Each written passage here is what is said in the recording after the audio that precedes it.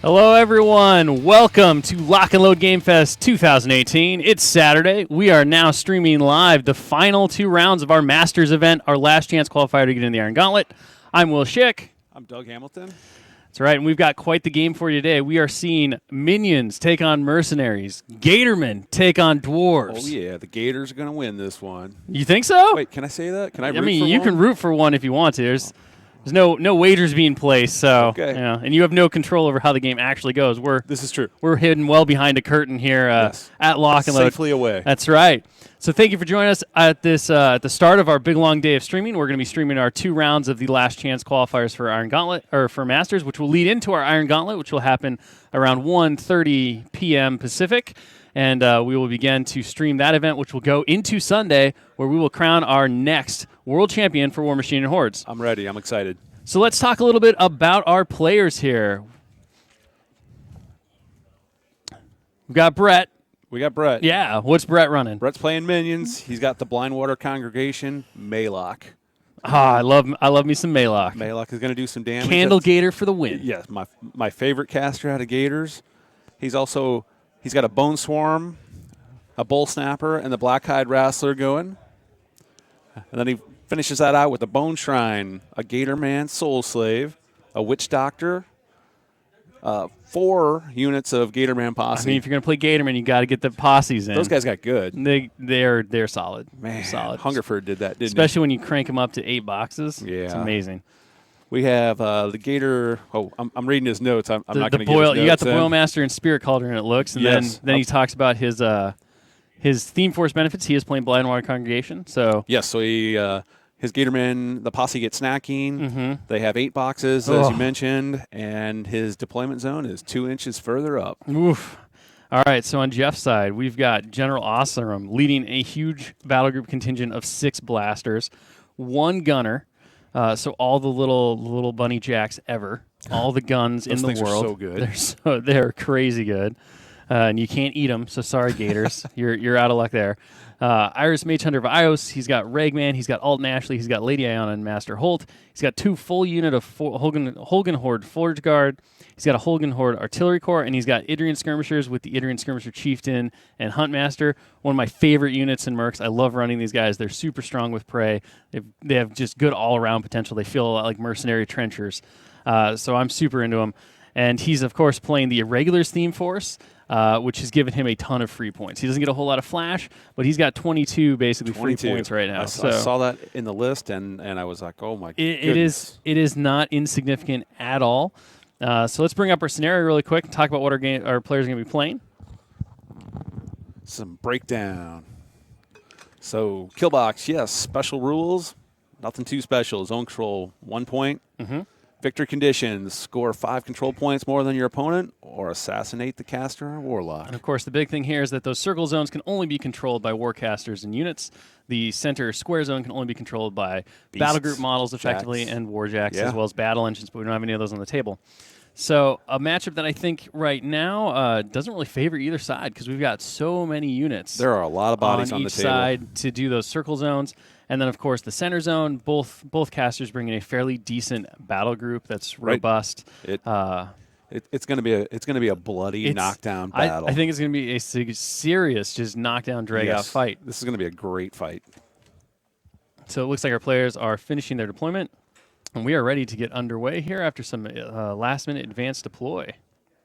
So you got the Idrians yet to go, and it looks like Brett is finishing up his advanced deploy. Yeah, it looks like they're about ready to go. And both these guys are great players. They both have a lot of experience. Important to note for those who might be wondering, those little yellow clouds are not fire. They're just fog. Just a little caustic fog going on there. We do have some fire that appears on the table, and of course, you probably don't want to advance deploy your Thralgs in burning forests or anything like that. No, I don't think they like the fire. Not the best idea. They're an aquatic creature. They like to stay wet. All right, so what do you think we're going to see from this game? What do you expect for the first couple of rounds? I'm just going to be curious to see if the Gators can handle going against that many bodies. There's just Jeff has so many bodies out there that I don't know if the Gators can take them all down. Yeah, I mean certainly the Gators they got their 2 attacks, right? They've got their normal melee weapon. They've got their bite. They're very robust with unyielding snacking, the 8 boxes of damage. But the Horgenhold Forge Guard hit like a ton of bricks. You've got They that do. critical smite if you can pull it off, which is really great. Of course, you've got Weapon Master, POW plus strength 11 with 2-inch range. The Wall of Steel brings them up to a respectable Arm 18, which even the Gatormen are going to have to work at to crack. It's not just automatic like it is for so many living guys. So we have them underway. So Malak advanced. He has cast Deathrite, I believe our judge just said. Death Pact, excuse me. So Death Pact is now on Malak himself, Right. and he's So- Spiny Gross himself. Malak And playing then- it safe with that armor. Yeah, and he casts Soul Harvest as well. So a big kind of me turn for Mr. Malak. Yep, setting it up for the souls. So we see a Gatorman Posse unit. So every single unit of those Gatorman Posse are using the Dirge Prayer and running, which seems like a legit first turn if you're a Gator player. Yeah, get up, get in there.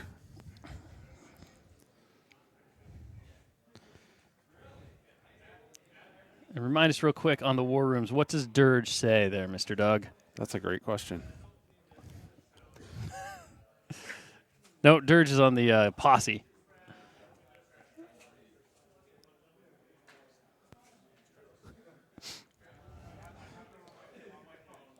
All right, I was so too see busy Dirge looking going on the at next Jeff's list to look at Brett's list. one. Stop looking at Jeff's list, man.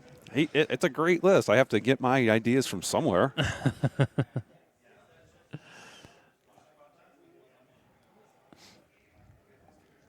All right, Dirge is going to give them concealment. Boom. Right, boom. Solid. Or not boom. Now they're going to be harder to hit. They are going to be a little harder to hit. So Cauldron's going to go now. Cauldron just advances up. It's going to season the sauce to add some excellent corpse tokens to the pot itself. Oh, yeah. D3 corpse tokens. Yeah. So run down some of the effects on that Cauldron for our folks at home. Why do you want to season that sauce, Doug? You're going to season it so they're going to get D3 corpse tokens. And so you want to keep adding corpses to fuel that army. And some of the effects they can spend corpses for are... Well, they can have Puppet Master. That gives them a range 10 spell. They can have affected models reroll attacks or damage.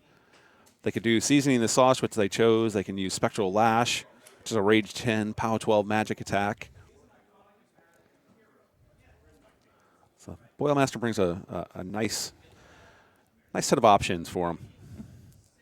If they want to spend corpse tokens, they can use them, and each one they can boost an attack or a damage roll for each token spent. Yeah, he gives some excellent offensive potential to his spell attacks. And Puppet Master, I mean, the reroll is from that Puppet Master is great. huge. You can basically dramatically increase your odds of success, even on an unlikely roll, using a reroll. And Right. that's before you start factoring things like boosts and additional dies and things like that. So see Right. the Bone Swarm advancing up, casting its Animus Swarm. So it's going to gain concealment, and then if living models get too close to it, they're going to suffer a -2 to their attack rolls. Last Posse unit runs, also putting Dirge on themselves. Yeah. So pretty aggressive turn here. Yeah, he is really pushing it forward, isn't he? Brett really trying to put himself in a good position to command that zone of control on the previous turns. We talk about the line of engagement, forcing the line of engagement. Scenario play is so important, especially when you have a effectively split table here. So if you can push the line across those zones, if you want to grab this illustration and draw that line right there where Brett is trying to go. So you see he's right here right now, and he wants to go. He wants to push the engagement here, because now Jeff, he has the extra speed from Ostrom's feet. He can use that to try to counterplay Brett a little bit, who got the jump on him with first turn. But he also has to be careful. You don't want to push forward too hard get the alpha strike put on you.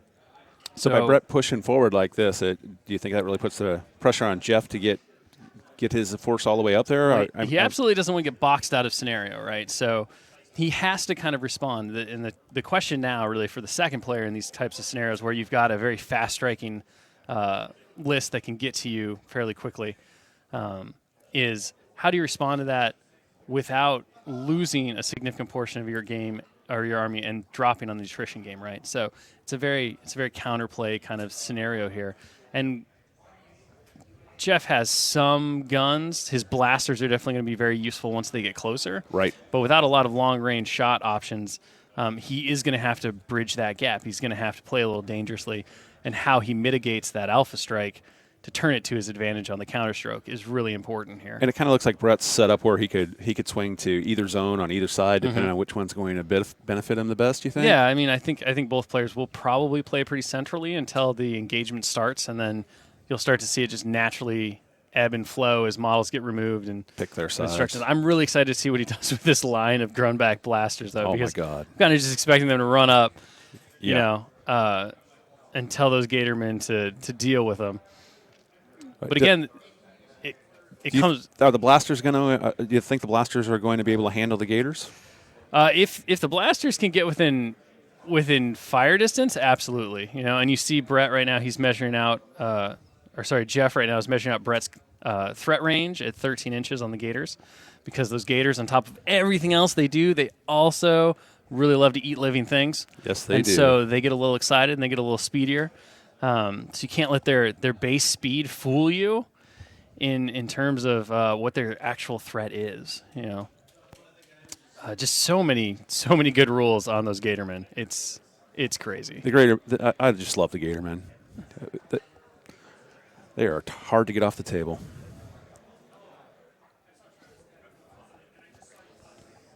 All right, so we see our players. Jeff asking for some threat ranges from Brett,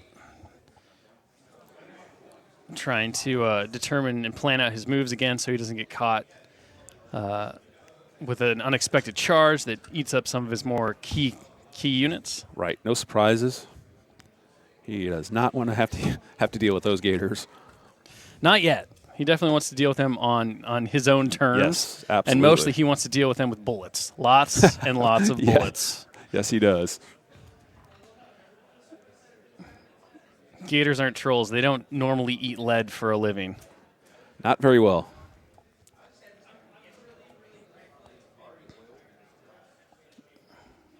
So you see those Idrians trying to decide where they're going to go. I missed where the prey target is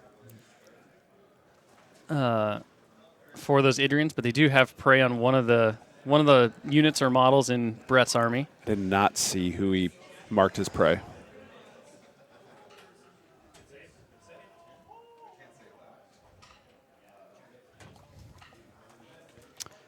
So the Idrians, you know, the command attachment, the Idrians brings a lot of really great tools for their toolkit.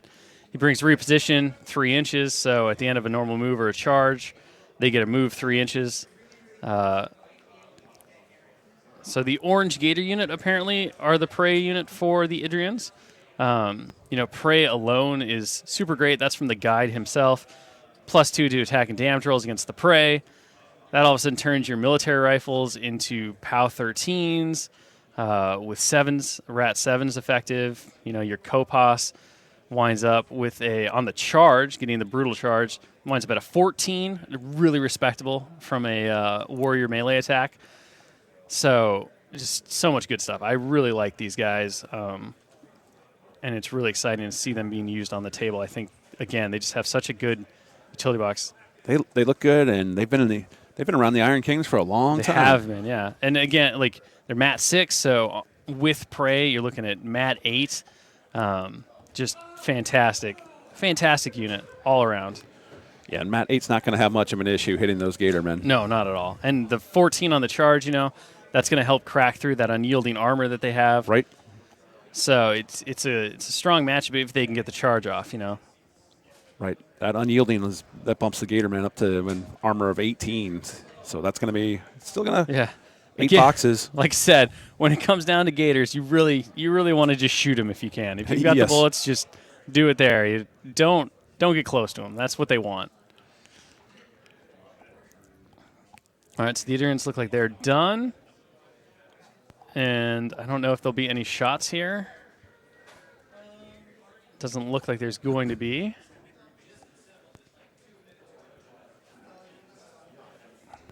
So he will need 7s to hit. So Jeff asking about command range. Looks like he might be trying to take out the Bokur to try to put some of the green gators out of command.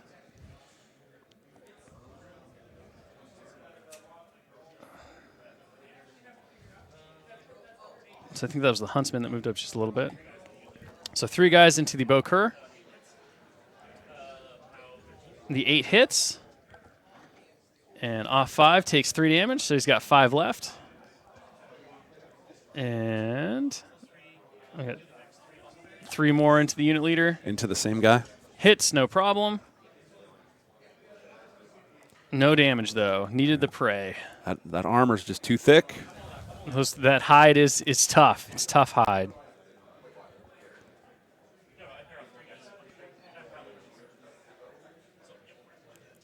So 1 damage actually goes. So we're down to 4 on the Bokur. So he's got 7 shots left. And he has the Bokur down to 4 wounds. 4 wounds left in the Bokur. We'd expect that he'd keep pouring fire into him. 3 more into him. Yep. Hits no problem. Needs a tough roll.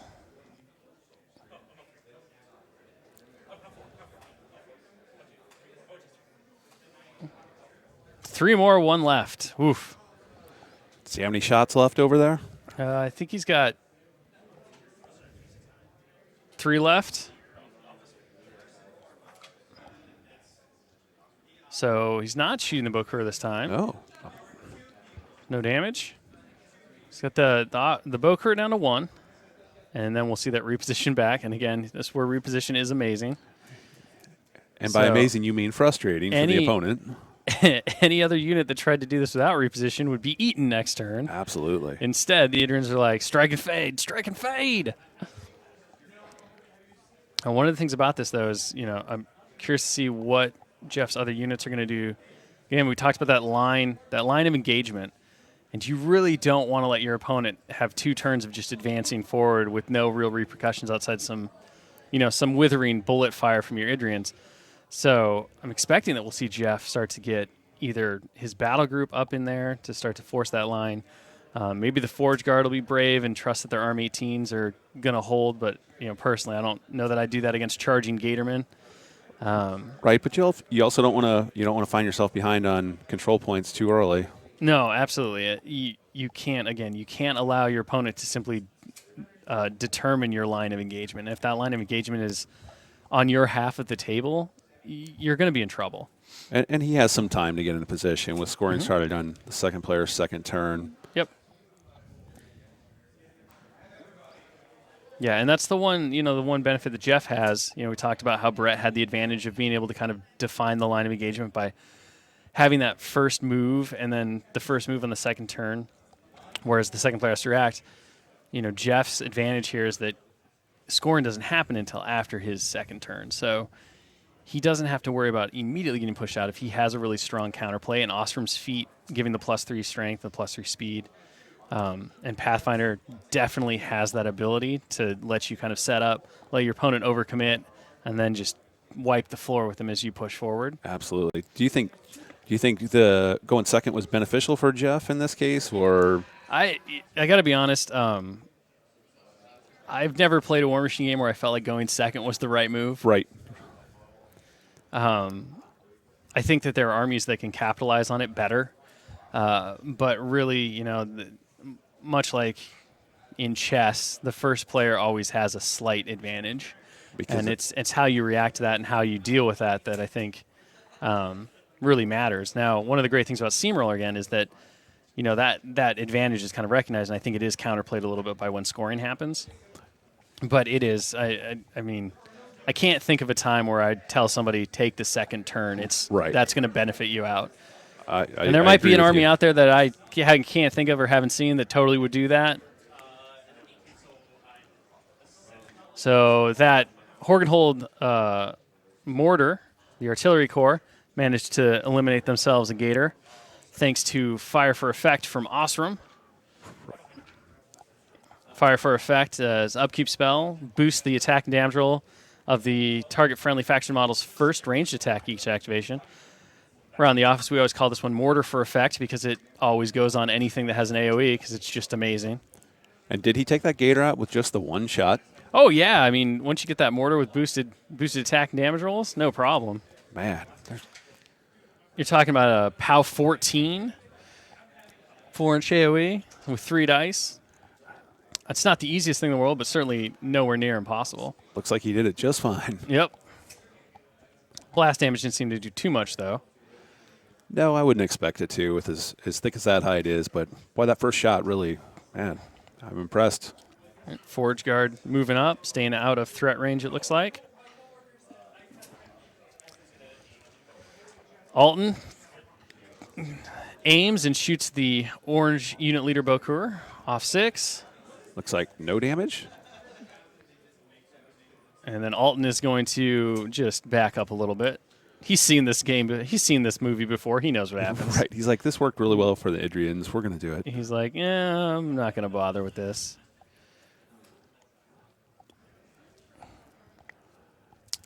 See the rest of the blasters running up, creating kind of a line of Rulik Jack Steel. And then Holt move up. Ragman moves up. It looks like Jeff is And done. that will be the turn. So not a terrible turn for Jeff. He's kind of set himself up to be out of threat for this turn, it looks like. Yeah, it looks like he, what did he get, one kill this turn? Left the Bokur on 1 life in the other unit? Yep. Yep, did a little bit of damage, got rid of 1 gator. Definitely stayed outside of the major threat, so it looks like just one of those Rulik blasters is going to be within charge range. So Soul Harvester gets upkept for free. Brett leeches in his 6 Fury, bringing Maylock back up to full.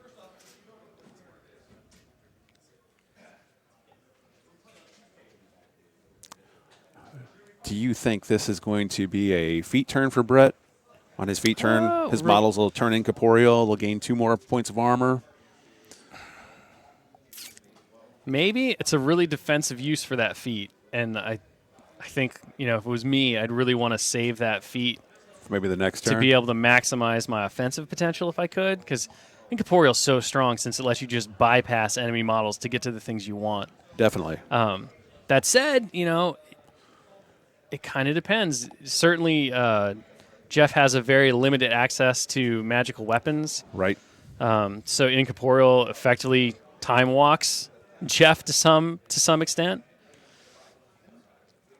Looks like he's bringing back that gator. A little revive from Maylock.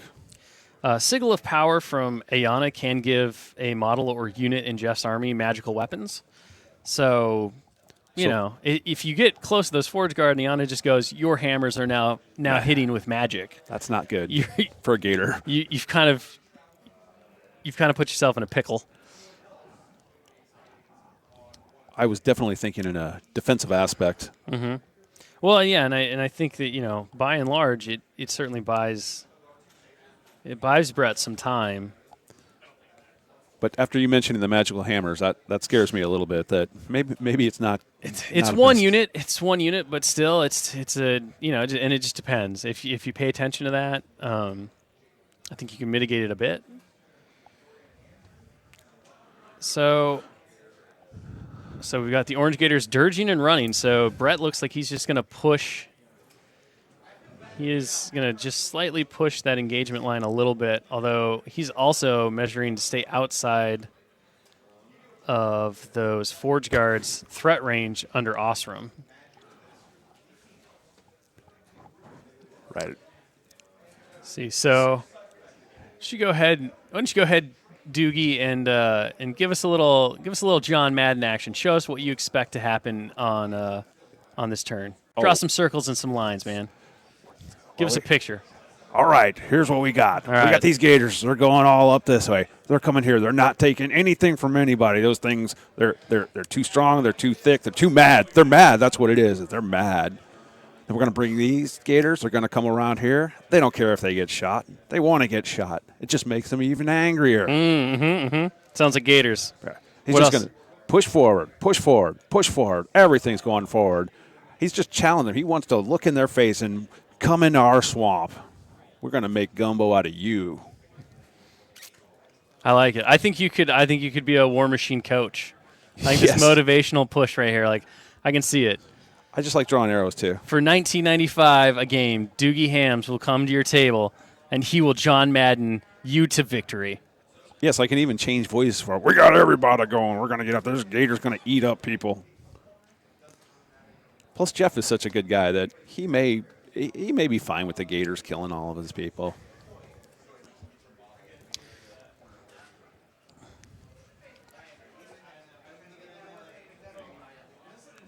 All right, so we've continued to advance up. Brett continuing to play the safe game here, staying outside of threat range. Kind of a little dance for this second turn here, it looks like. Trying to set him up, force the issue. It looks like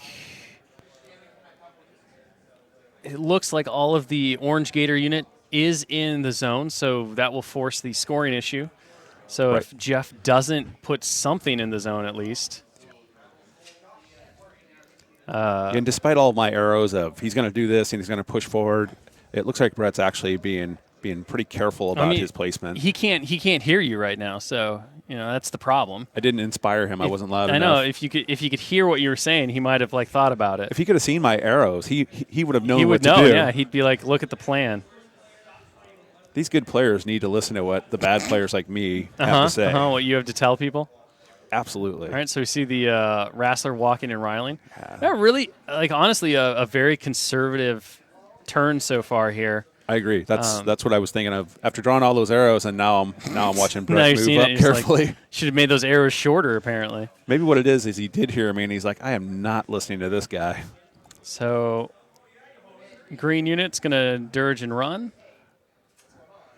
So, and that's giving them concealment, make it a little bit tougher to hit them. Mm-hmm.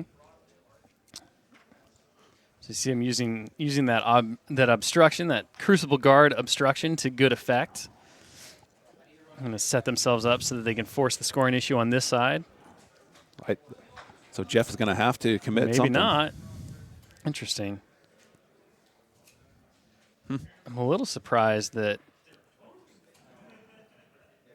So without the whole unit in the zone, that's not going to be a scoring unit.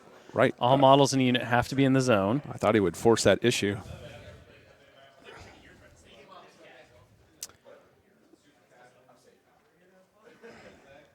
So Orange Gators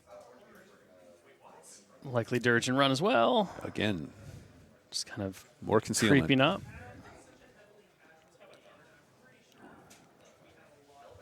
Looks like he's trying to use all that terrain.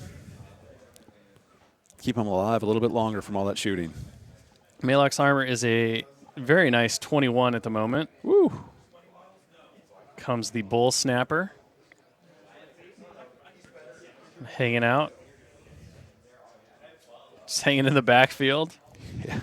Just Being a keeping spiny growth Yes, battery. Exactly. It's like, we brought you along for one purpose, tiny gator. All right, and that's going to end Brett's turn. So pretty conservative turn by Brett this time around. Looks like he's set himself up, though. Really trying to bait out the feet, it looks like here. So Jeff checking on kill box. Make sure that he doesn't accidentally give Brett 2 points at the end of this turn. You mentioned baiting out the feet. I'm not real familiar with what Ostrom's feet does.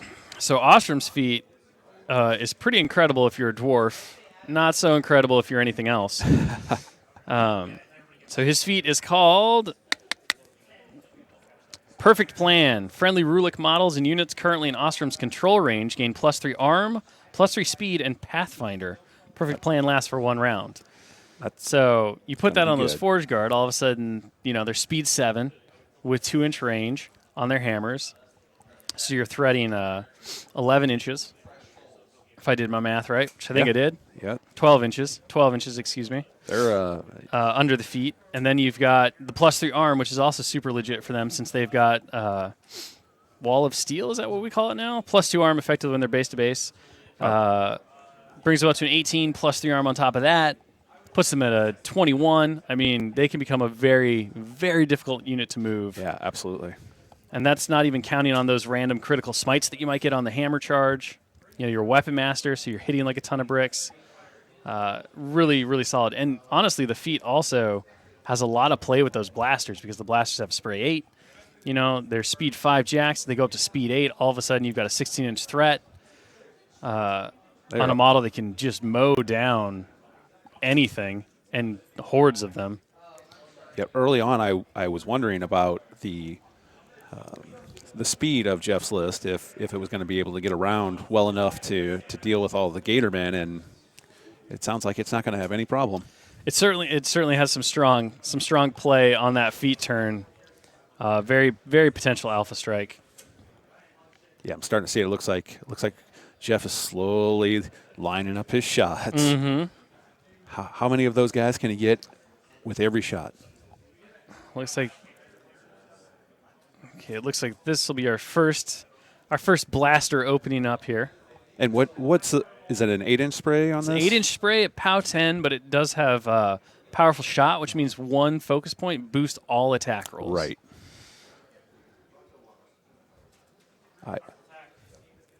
And of course all damage rolls as well. So right, you're talking about like just crazy potential for one focus. One focus, boost a hit, boost a damage, right? Yep. And that's on every model he hits. Every single one that's under that spray. So one left on the orange gator on the front. And the green gator needs to take a tough roll. Dies. Bone Swarm's arm 18. Does nothing. 5 damage. Let's do some spray effect. So he's just blasting away. Fire everywhere. Gators everywhere. Gator claws. So 6 damage to... I'm not sure what that is, actually. A Soul Slave. 6 damage to the Soul Slave. All right, now he's moving the next one up. And here comes... Going to draw more sprays. Yep. Unleash hell, boys. Gators dying. Here. Can we get a little tombstone? Oh, yes. In memoriam. A little RIP action.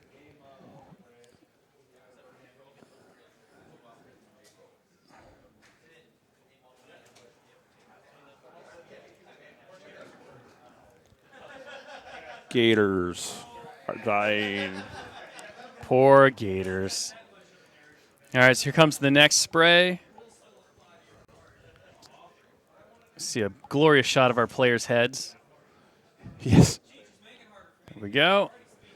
There we go. All right. So you see that next spray lining up. Looks like it will clip the Thrall in the fog. Making sure that he's out of melee range. So Orange Gator, that has 1 box left. Bone Swarm gets hit. Soul Slave gets hit.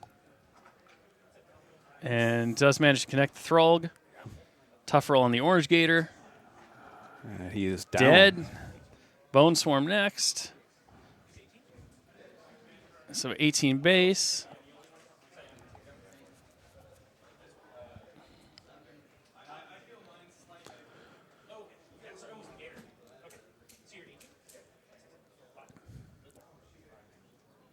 Looks like the Bone Swarm took 5 on Bone that Swarm shot. takes 5 on that shot. Soul Slave needs to take a tough roll. Yep, he's dead. Soul Slave is dead. And on the Throg, looks like no damage. Looks like Throg did manage to survive it. So we have the next blaster going. Quick proxy base. See if you can't take out a couple more gators. His powerful shots are just so good. Thankfully, the Crucible Guard left their terrain because those sprays they could have wrecked a lot more gators. The gators are making good use of the cover. Now, one of the problems is with their Bokura dead, I'm pretty sure half that unit is going to wind up being out of range, I think. Or maybe they're different units. They're just both kind of orange. I think they're different units. Yeah, it looks like it. Now that I'm looking at it, the plates are different.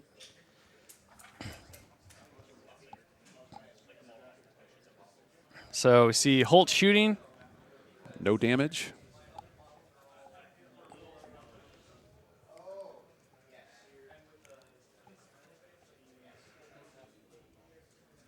Not sure what's moving now.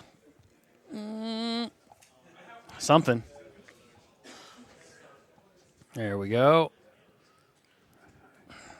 Lady Anna. Here goes Ayana, getting real brave.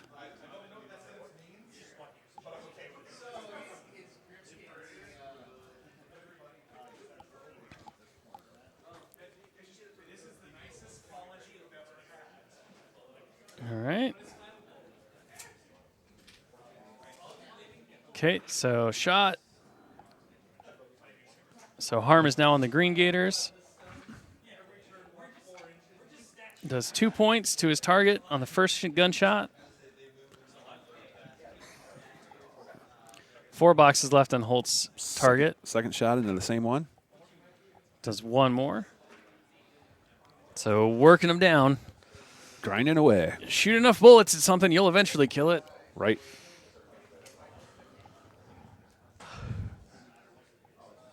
And he needs to kill a lot, otherwise they'll just revive him again. Yeah, the revive potential here is really strong. Got to get rid of those whole units Definitely. if you don't want the units to come back. All right. Looks like another one of those awesome sprays coming up. Just one of the things we kind of missed at the start of the round. Oops. That has kind of set this up really well is Ostrom activated and used Energizer, which allowed all of his battle group models to move 2 inches. So you saw a lot of those little guys moving before, and that was from an Energizer move. So Right. again, Ostrom has a lot of tricks to increase the speed of his Rulik models. Turning those speed 5s into effective speed 7s. Throwing the feet if you really need to. You're talking about speed 10 at that point. It really looks like it lets Jeff get everything in the exact position he wants. He's He is the general. yes. And that's Jeff, not just Ostrom.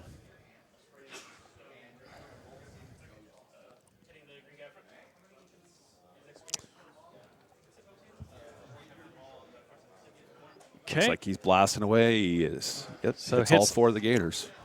Hits everybody. So 3 to the front Gator.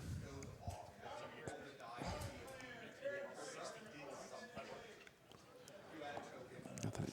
5 more damage to the next Gator. And then nothing to that first orange one. And then 6 on the last orange Gator. So he's plugging away. He hasn't killed them, but they're low on health. I mean, they're all ready for the follow-up blaster. Right.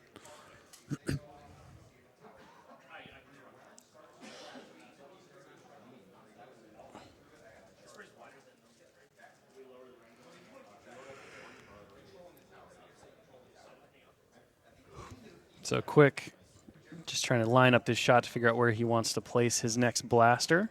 Yeah, it looks like he's Trying to maximize his potential here. Maximize, yes, absolutely. I know he's moving up here, and he's looking this way, and he's looking this way, and he's got a few more targets this way. There we go.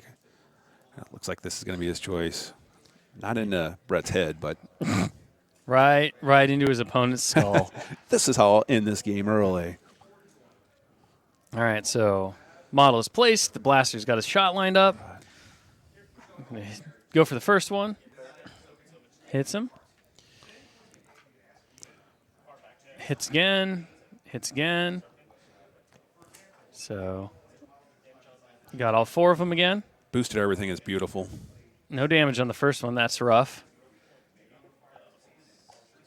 So 4 more. It's going to be a tough roll for the second Gator in green. He dies.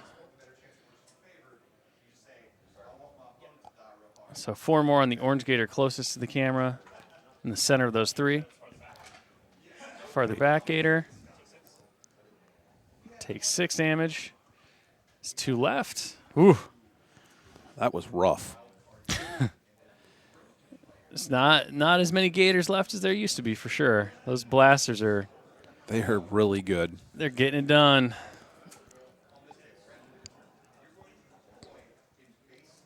All right. Looks like the Idrians may be going next. Based on where we saw Jeff's tape measure coming from. Looks like Ostrom also cast Snipe on them, which gives them +4 range? +4 range, yep. So they've got 14 inches on those military rifles of theirs. And I think there's a handful of those Gators that just have a few wounds left. Maybe they'll be picking them off, finish it off. I think our Idrians are playing cleanup here for sure. I think you're right. Let's see Jeff measuring up the distances here. And, of course, not having to worry about line of sight blocking from his own models since the Gators are on bigger bases. He's right over the top. He just has to worry about line of sight from the blasters.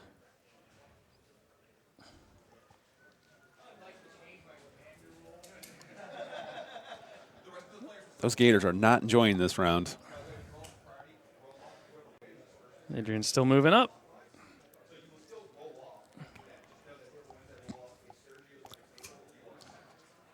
Looks like the Idrians are ready to shoot. So we got 3-man hits into the Gator with 4 left.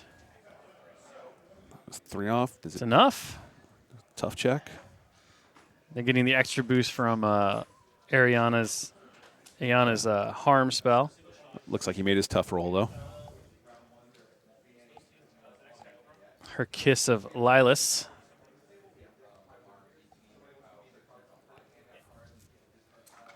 So off 5, doesn't do it. Hits because he's knocked down. Again, not enough.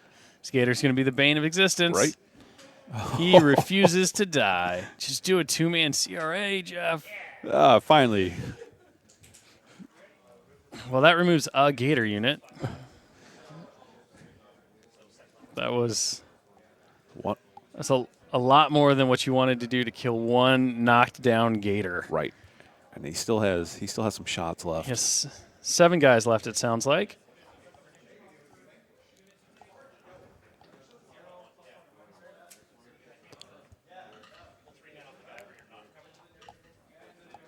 Looks like combining 3 shots into the guy that is not in cover.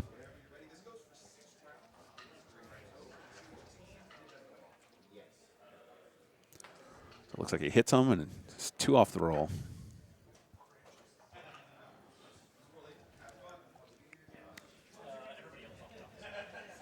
All right, the rest are combining into the leader. Mm-hmm. Connects. Off 1. Looks like 7 damage to him. Makes a tough roll and fails it. That will be the end of that Gator. Then we're going to reposition back, boys. We don't really care about scoring scenario points at this point. The Gunners have got contesting in line, and actually they're, depending on what's on the other side of that Crucible Guard obstruction, they might be in a position to, nope, not yet. They got to get rid of 1 more model if they want to score this turn, or maybe 2. Can't tell if the Bone Swarm, it doesn't look like the Bone Swarm's in the zone, so I think it's just 1. That 1 on the upper left, or upper corner closest to Brett. Where are you talking? Are you talking up here for this zone up here? I'm talking about the square zone. The square zone. That guy right there. That one. That one needs to die. then those gunners can score themselves a point. So if he kills him off, he controls that zone, and Yep. he'll jump up 1 control He'll point. jump up by 1. Depending on what happens over here, he might be able to get up 2, but I think trying to kill all of those green gators is going to be impossible based on the obstruction there. Yeah, it looks like he's in I don't want to say safe because I've already underestimated the So we see movement the of the army. Horgenhold charging.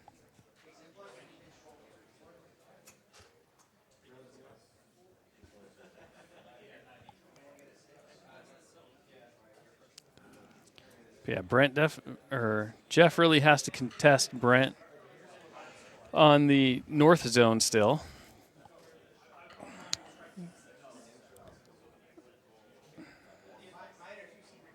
So it looks like we're going to have another gunner advance in. I was wondering how many of those he had left. We saw this measured out earlier, and then Jeff decided to move on to different things. So looks like we're going to see this happen. Looks like he moves up. So advances in. Now he's contesting that zone at the top. Going to spray. Hits the guy in the forest.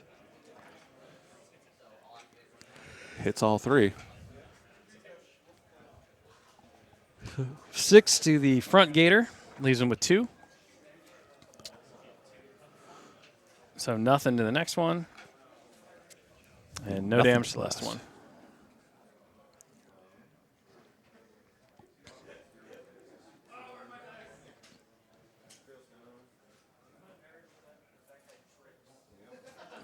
Jeff considering his next move here. Still got a couple of gunners left. Clock is definitely starting to show. He's a little over 15 minutes down now. The downside of that many bodies. Yeah, and that many attack rolls. I mean, once you start factoring in sprays and blast attacks, all these attacks that have multiple rolls to them. I think every spray has been at least 3 models. At least, yeah, and he's pretty much maximized a lot of them at 4. Right. Oh, Forge Guard getting in there. Oh man, here we go. Now the big thing here is that Ostrom does have a leadership ability, which allows Rulik models to gain Tactician. So within his command range, they can ignore other friendly Rulik models and determine line of sight, and they can advance through each other, provided that they have enough movement to move completely past each other's bases. So you'll see what's allowing that Forge Guard to go straight through those jacks, whereas normally they'd get gummed up. That is convenient.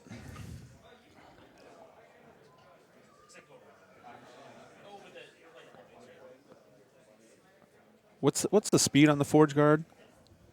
Forge Guards are a mighty speed 4. 4. So being able to just cut through there is definitely a benefit. It'd take them 2 rounds to walk around it.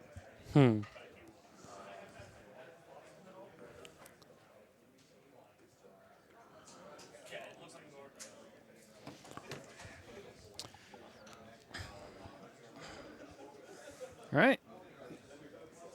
Let's see the Forge Guard now running, it looks like. It looks like they're just kind of skirting that zone.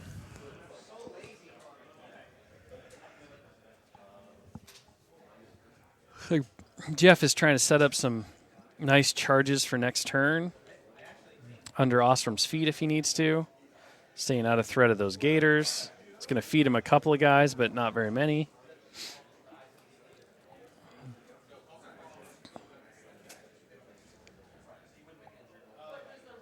Very spread out on that side right now. Yeah, of course, neither player needs to worry too much about that massive water feature that's right there because they both have access to Pathfinder very easily.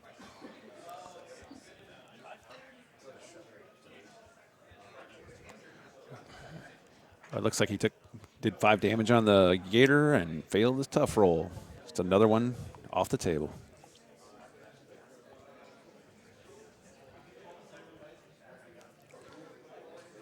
So another gunner goes into the zone.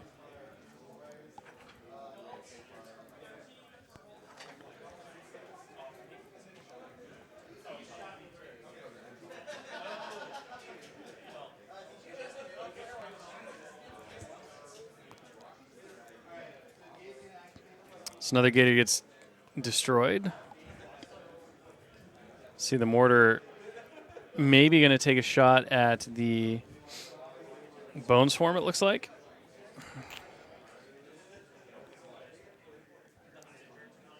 The Crucible Guard leftovers are blocking some of those gators. But the way it looks, we'll see exactly what comes off when Jeff kills more of them.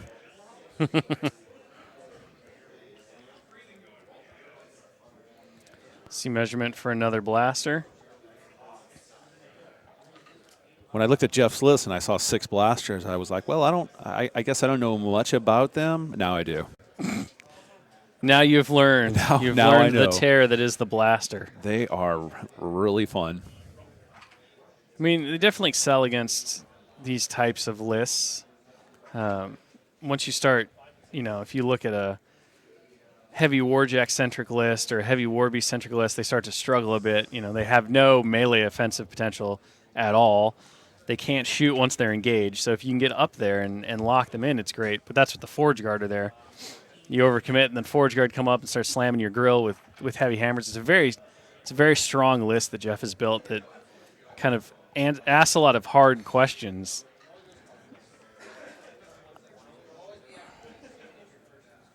Looks like Jeff has put some damage into the Throg, some more damage into the Gators, but they 2 are left still in the up. Born Swarm, which he needs to remove if he wants to try to score this turn.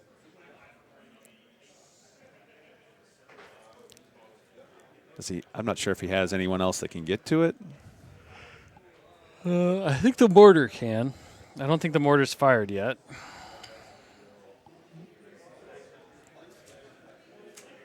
Although I still don't think that Bone Swarm is in the zone. I don't know. It's hard to tell from this angle.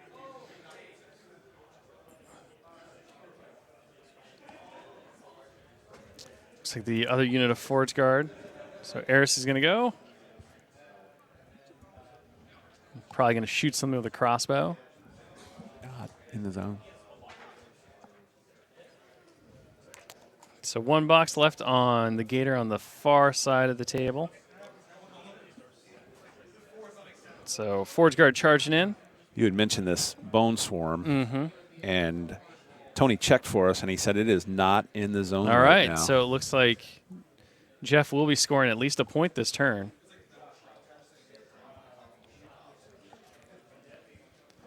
So Jeff now way down on time, almost at half of Brett's has to be time. some concern at this point. 23 minutes is a lot of time left, but it's definitely something that's going to become more and more pressing as Jeff continues to take his turns. And Jeff's such an experienced player that he's not really pressured about it. All right, so in go the Hammerfall.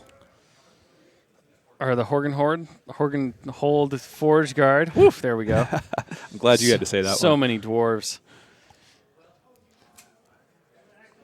Last 2 in the back kind of run around.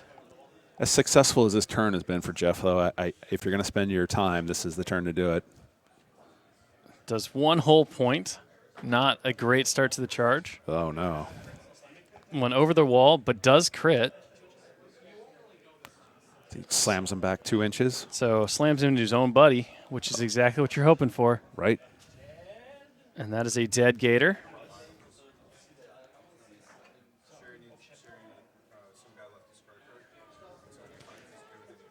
Quick check on the collateral damage roll.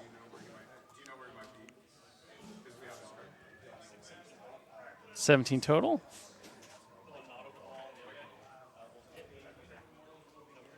So no crit, but does hit. Oh, that's a lot of dice. Squishes himself a Gator.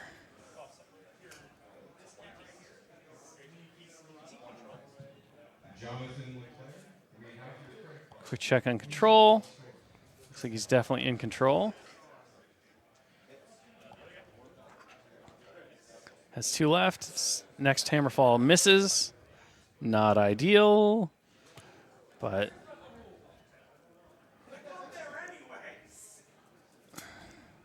so it looks like Iris is going to advance and probably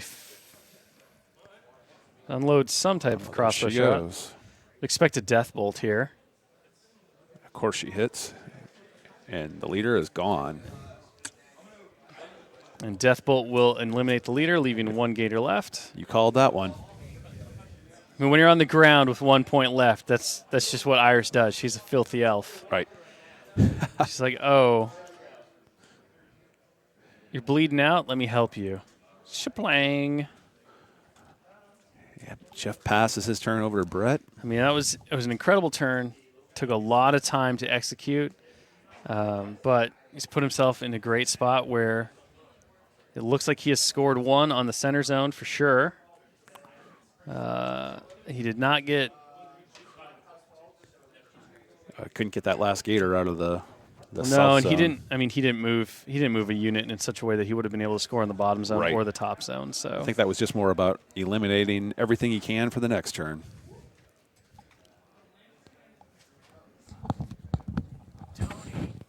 Who's our other Matt?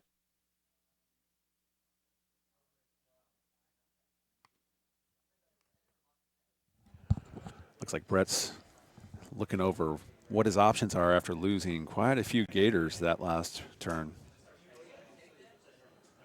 He still looks pretty strong on that north zone, though. Yeah, and as you mentioned, I mean, with Revive, he's got a way to bring back some of his losses, bolster some of the units that have taken hits. He's still got his feet. Both players still have a feat, which can totally swing things at this point, depending on how they get used and if they're applied at the right time. Yeah, definitely. And I can see Brett. Oh, and it sounds like Ostrom used his feat, and we just missed it. Okay. So Ostrom's feat is up, which will yes, it make is. cracking some of Jeff's models a little harder as they're +3 arm for the rest of the round. Yeah, I do see that Jeff did feat.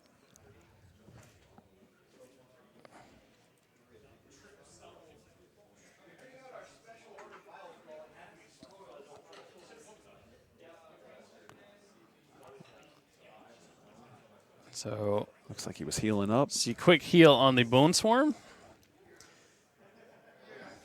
And it's going to get in there and start trying to eat some of those gunners.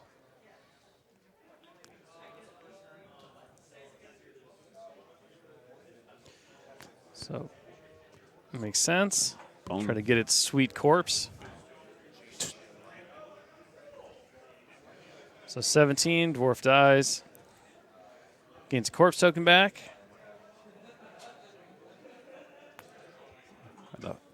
So that's a +1 strength and armor now for the Bone Swarm for each of those corpse tokens on it. So does 8 damage to the one on one of the gunners. Those Attacks things it again. Those things have to go. Looks like he will boost the damage roll. And misses.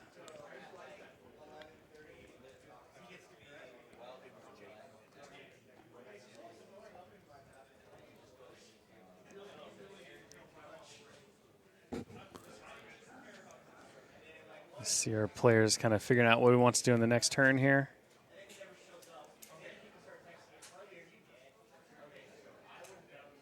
You're looking over Brett's side of the table. He still has a bunch of Gatormen left. He's still got the Wrestler there. He's still going to do some damage. So the Spirit Master and Cauldron is going to activate next. Cauldron advances forward. Boil Master kind of hangs out in the back.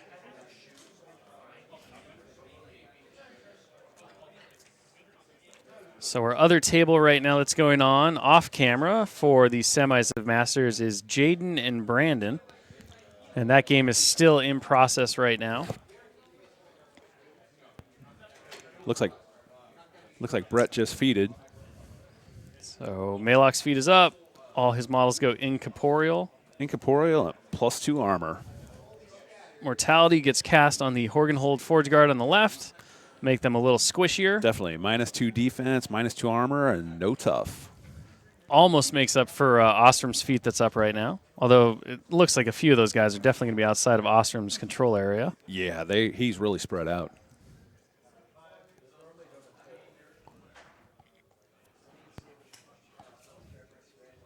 Brett looks like he's trying to make sure everybody stays close enough to Maylock to gain some benefits.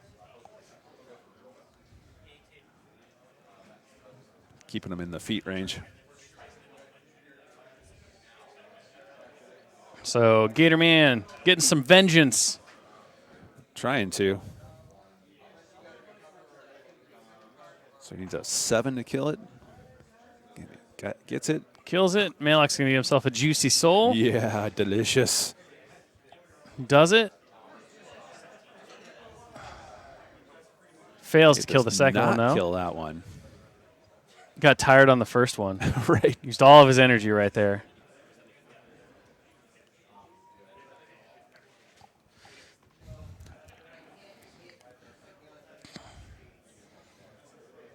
Last of the Green Gators did not get the work done, and he is in trouble next turn.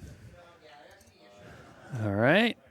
Moving on to our next activation here. Looks like it's going to be a Thralg, maybe? I'm not Maybe sure. He's checking things out.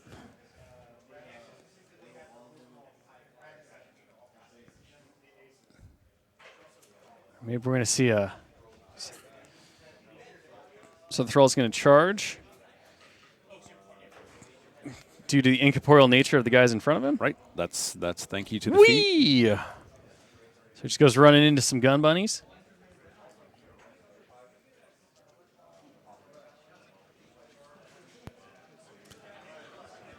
So Mat 7 on that Throg. Shouldn't. So he hits him and does 5 damage to the first Jack. The Alchemist, you're awful. That's all I have to say. You're awful in chat. In commenting on the match, The Alchemist has said one could say it's fairly awesome. Oh my goodness. Oof. That is why. Kudos, I don't sir. read chat. Kudos.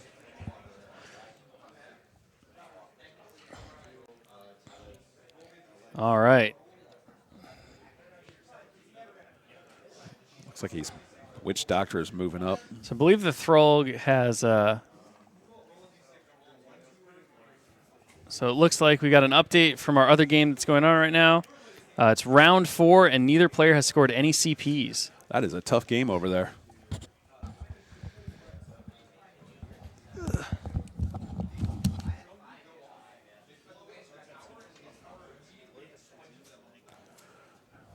The Witch Doctor had moved up and used his Death Ride ability.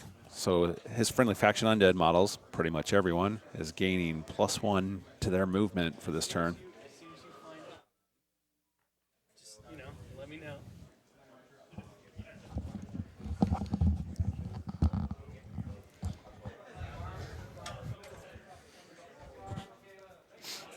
So he's slowly grinding down the jacks. Another good roll. All right, just trying to murderize some jacks.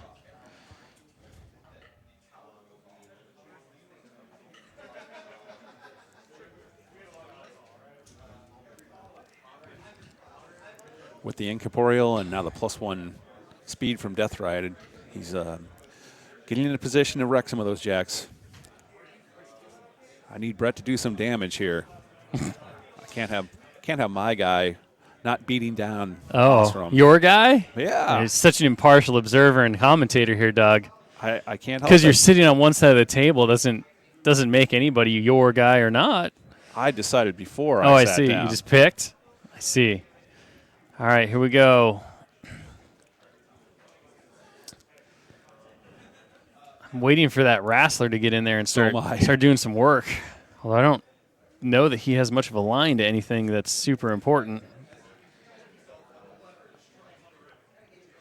So the Orange Gators are going to charge with Here the they press come. forward order. They took the prayer that gives them the rerolls on living models. So they are ready to mess some stuff up. And Incorporeal is going to let them kind of get right into the line here. So in we go. Roar! Nobody wants to see a Ghost Gator charging right through your friends.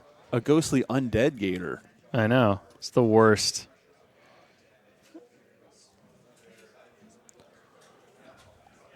All picking out their charge targets.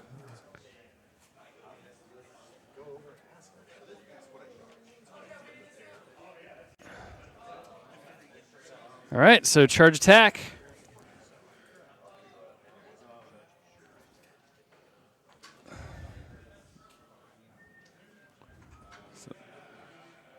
So gets the first one.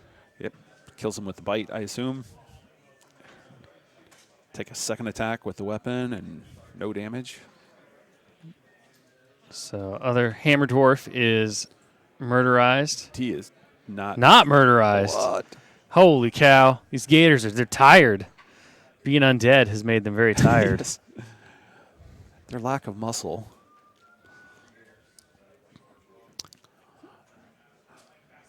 Not the results Brett was looking for on that charge. No, you really don't want to.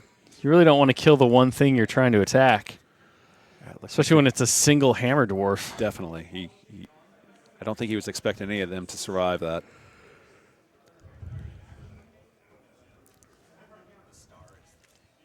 All right. Try number 2 here. It looks like.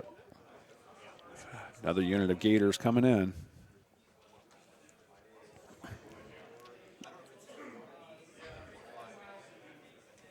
And advancing up here. Brett's still with a decent amount of lead on the clock. Yeah, it looks like he finally got rid of one of them.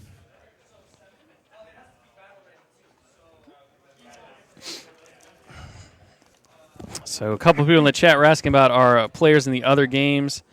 We have Jaden Iwasa and Brandon Andrews. Jaden is playing Troll Bloods right now.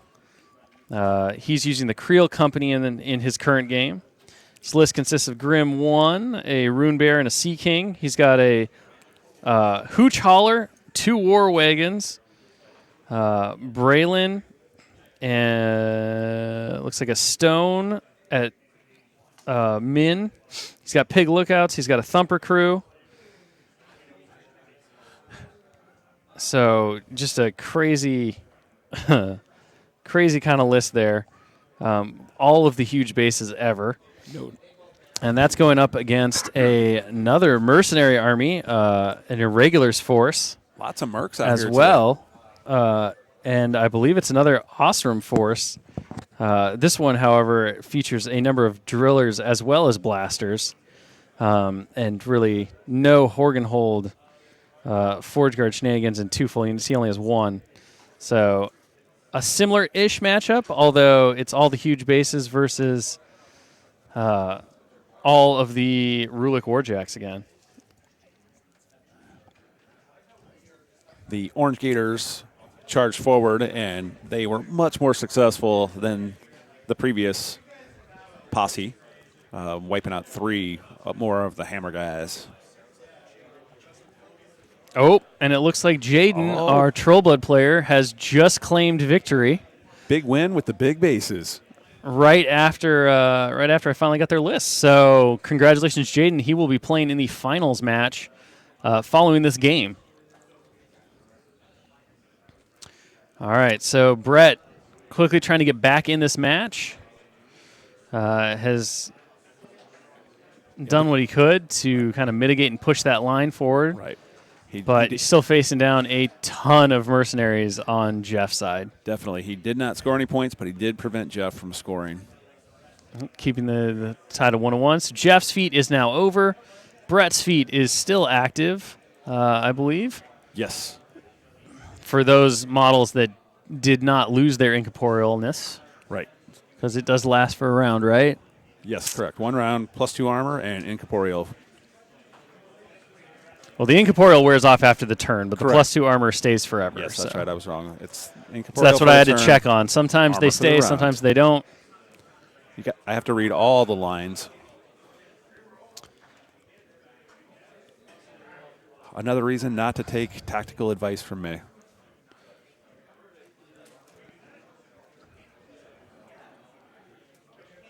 So that +2 arm, those gators are going to be pretty impressive.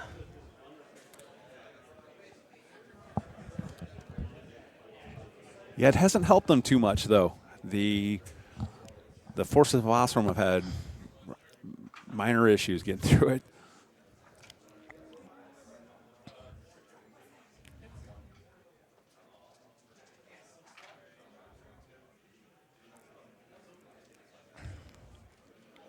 So 3 left on the Bokor Orange Gator. Will be a tough roll. Not a tough roll. That looks like he failed the tough roll.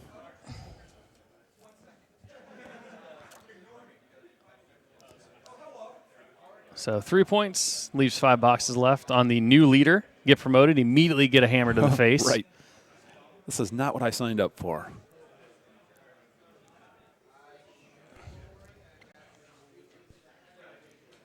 All right.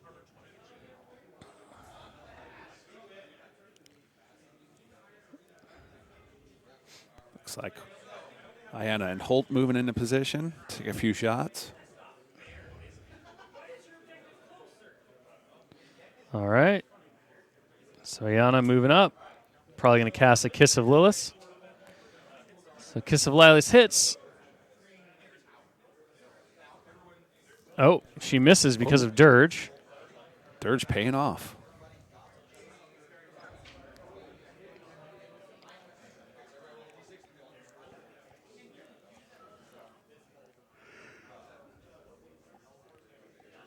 So Holt's pistols are unable to crack the Gator's unnaturally undead armor from Malok's feet.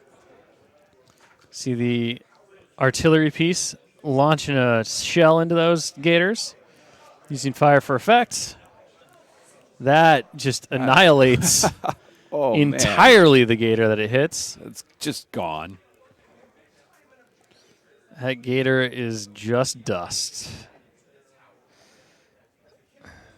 I mean, brutal damage on that cannon is it's just good. It's just good, especially when you combine it with fire for effect, 4 dice.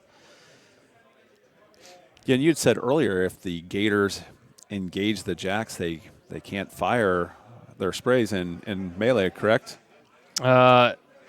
Yes, the Gunners do not have. They do not have Gunfighter, the word I'm looking for, gunfighter. Right.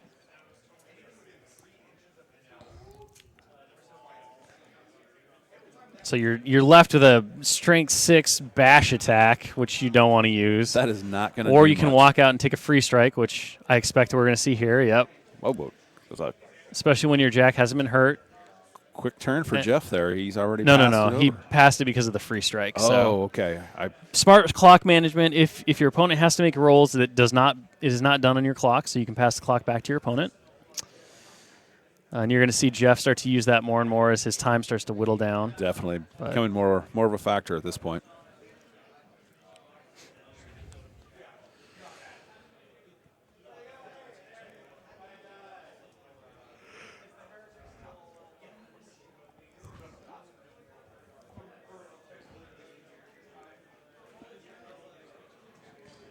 Just checking some distances. Yep. Getting out of the melee range since he took the free strike. Hit. Get her in the back. Hits that guy. Hits the Throg. Nope. So Looks like it's 8 off on the damage.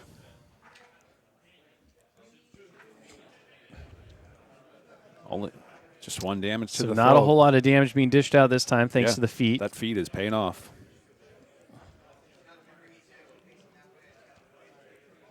A turn later than I expected, but it looks like he knew what he was doing.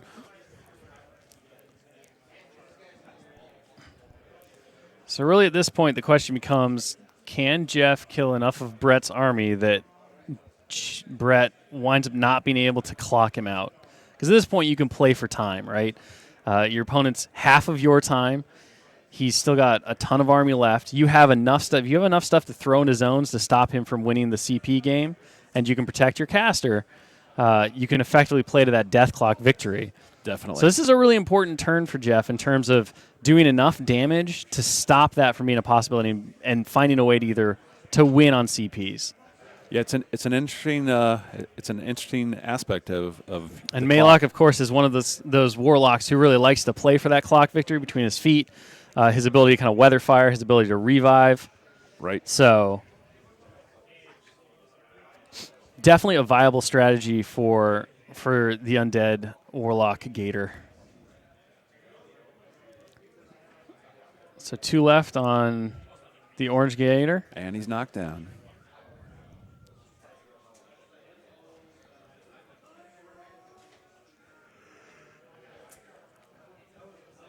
Starting to run out of gators on this side of the table. Yep. And I mean, that's, again, that's where the challenge happens, right?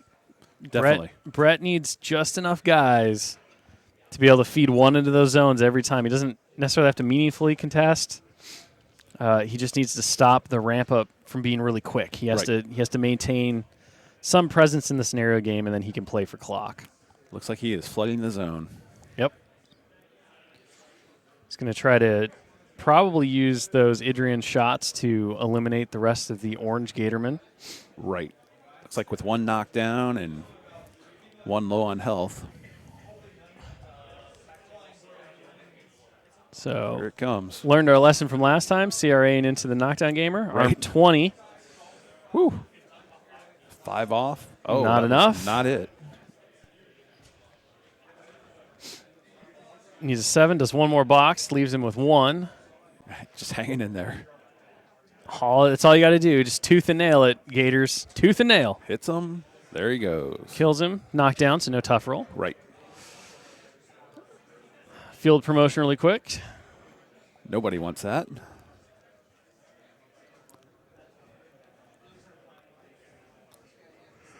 Looks like the Idrians are finished and they're reforming. Yep. Going to move into the zone. And the last orange gator in that unit is not in the zone to contest it. Yep. So definitely looks like Jeff. He didn't move that back. Nope. It won't be the Idrians that score it for him. No? Does he have enough of the hammer guys in there? I can't tell if the full unit of hammer or. Nope. They're definitely not all in either. So not going to be scoring on that zone. Interesting.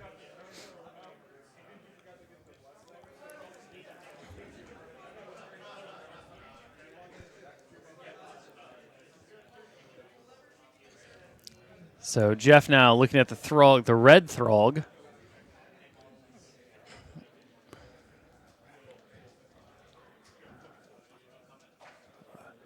Looks like he's going to try to kill some more of those orange gators.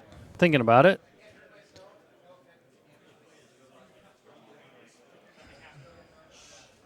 So quick. Back it up. Quick reverse. The artillery piece shot again, but had already shot previous in the turn. Brett was like, didn't it already shoot? And Jeff was like, oh, yeah, sorry about that. Oops. So, quick attack, arm 20. Does 3 damage.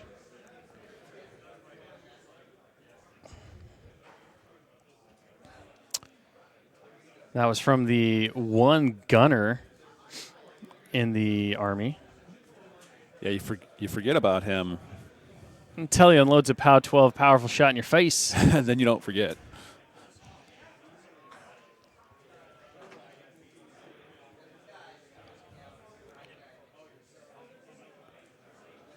Oh, it looks like that last Idrian is touching the zone. So score a point then. Goes up to 2-0. 2-0, and we pass it over to Brett, and Jeff is low on time with only 10 minutes and 45 seconds. Now 1/3 of Brett's time. So it'll be interesting to see how Brett plays this. If he starts playing for clock, I think we'll start to see a little more conservative, just trying to be careful about his CP scoring so he doesn't lose to 5. 2-0, he's got to be very careful here. Right. If Jeff clocks himself, though, the points don't matter. They do not. And the big thing is just making sure that you don't give them a turn to where, Jeff's going to have an opportunity to score 2 in a turn. That's really the thing here. Right. And Malak's feet has just expired. for those in the chat that are watching, Jeff talked with Brett and mentioned that he had forgot to move that Idrian during the repo move, and so that's why that Idrian moved. It wasn't a nudge. It was talked about with the players and was agreed upon. Yes. And we had wondered why he didn't move it in there. Strong. It's just yeah. So just strong sportsmanship all around from Brett. I mean, like I get that you forgot it. Obviously, you would have moved it in. Go ahead and move it in. So both these guys are, again, such good players, and they're also really great guys. And anytime you talk to them, this move, something like that, doesn't surprise me. Mm-hmm. They're good. They're good competitors, but they understand. Yeah, we've seen so much great class and sportsmanship throughout all of our streaming at War Machine Weekend. I think one of my favorite moments was War Machine Weekend 2 years ago. Brian White was in the finals, and his opponent got so excited he forgot to leech his fury. And actually his opponent was Brett. Yeah, you're right, Tony. His opponent was Brett Fogel, and Brett forgot to leech his fury. And, that was game. I mean, it was over at that point. And, Brett kind of tilted a little bit, got upset like you would. It's the big game, and you make kind of a silly mistake that everyone's made once or twice in their game, but you don't want to make in the finals. And Brian White kind of took a minute and looked at him and was like, take your fury. Yeah, that's a classy move. He was like, just take it. And we played out, the game played out, and Brian White, lost that game in the end in a super close game, but then came back to win the War Machine Weekend Invitational with an amazing Lilith 2 assassination. Just awesome. She went across the table and just blasted everything on Earth. So I mean, again, that kind of stuff happens all the time. It's the mark of what makes our community so amazing. Yeah, and our players are so great. Yeah. I mean, they're just good people. It's a great community. So anyway, just to clear that up, it definitely wasn't an unintentional nudge. The players talked about it. It definitely was agreed upon, and it happened. So the Cauldron tried to I think Spectral Lash. So it doesn't have Gallows like our judge just said. So I'd assume it was trying to Spectral Lash the... Spectral Lash, the range 10, and it power missed. 12. All right, looks like he's activating Maylock. Maylock activates, cast Death Pact.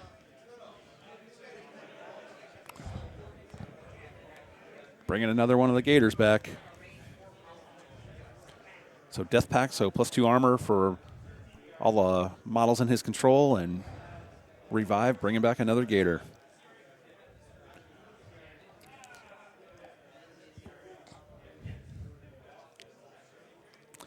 So that revived Gator, he has to forfeit his combat action this turn. So he's all that matters is that he's there. Yes, that's it. That's Prevent all. The points. That's all they care about at this point. Definitely. It's just another thing you got to kill. You can't score on my turn. Again, like you mentioned, playing it smart and using that. You're going to forcing Jeff to burn that clock. So Spiny Growth goes on Maylock.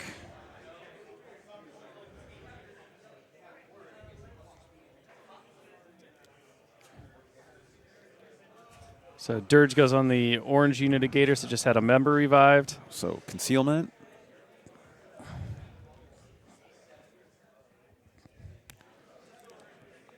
Going to advance. You're going to try to eat him some Idrians. I mean, heal up, right? They've got snacking, so. Right. Kills one.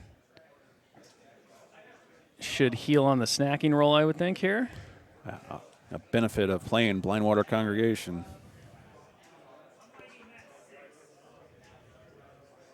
Chomp, chomp, chomp.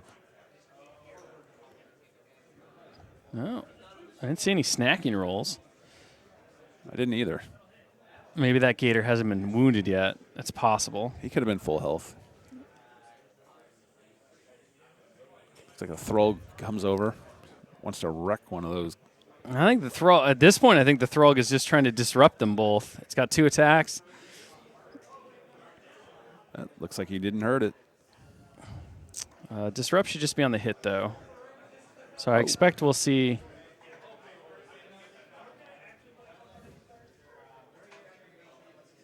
So last attack does nothing. Should see some tokens go down here, I think. Yep, both disrupted because they both got hit. So Right. Arcane interference. Token going down. And that's really the goal of the Thralls right now. Is if those blasters don't have focus, they're far less scary. Definitely. When one focus is getting you boosted everything.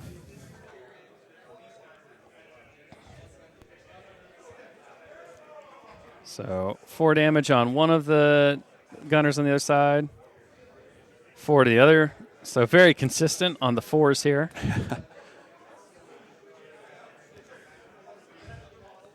So 6 Hit off his roll. 6. Nothing. And that's a tough one. So nothing out on one of the jacks. So Orange Gator goes. The Orange Gators really need to do some work here. Get rid of that bunny. Looks like they are going to get re-rolls on their attacks this turn. So those other two blasters have been disrupted by the red Throg. So Regman's gotten eaten. And a bite on number 1. 5 off. Does 4 to the 2. Still with those 4s. So snack happens. Yum. Heals 2. Tasty dwarves. Yeah.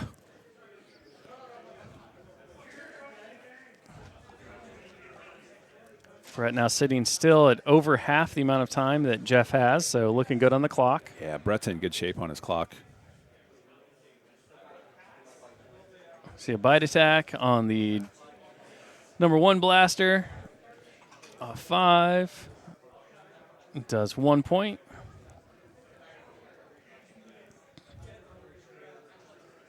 Blasters have actually held up a lot better than I thought they would. I expected the Gators to take them down a little faster. I mean, Arm 18 makes them pretty robust. Right. They're not sporting the most insane damage grid, but, Def 12, Arm 18, 18 boxes, it's good enough. They're surprisingly durable. That's true, and on average, 5 off on the rolls from the Gators. Like a couple points here and there is all you're going to get. And you factor in last turn's feat, too, which is really huge for them because they were also sitting at Arm 21. That's true.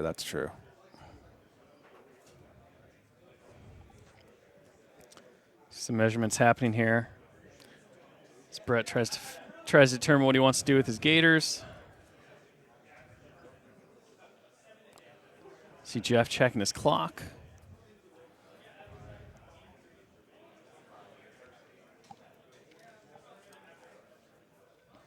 So 11-inch threat on the Gators when charging a living model.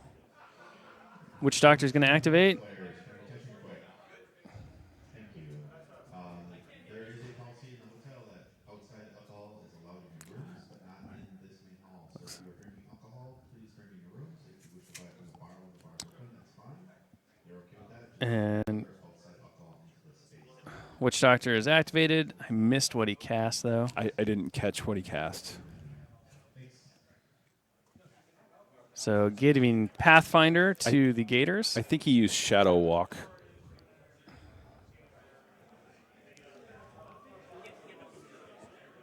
Spirit Walk was from the Witch Doctor.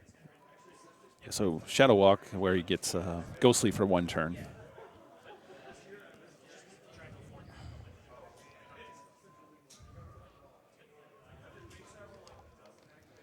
The thing jutting out of the water for the people asking in Twitch, that is a Crucible Guard pumping apparatus of some type, polluting the water.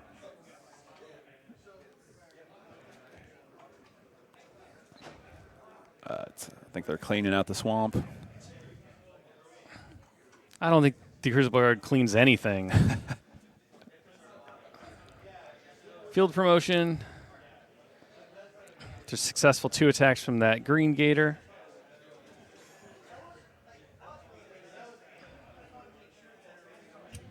So Bull Snapper just advances, casts Spiny Growth on himself. Continues to, do stuff. Get that armor up. Black-Eyed Wrestler has still not done anything as well. I was just going to mention that. We hanging haven't out seen in the him back. move in. I think he's doing his job, which is to generate a lot of fury and, be there when he needs them. Yeah, definitely. I'm going to be disappointed if I don't get to see him go in and wreck some of Ostrom's force. Whoa. Uh-oh.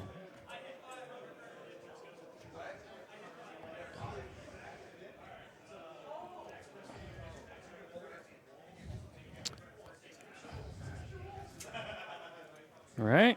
So Jeff now has his turn. Has half the time that Brett has, so he needs to play effective and quick.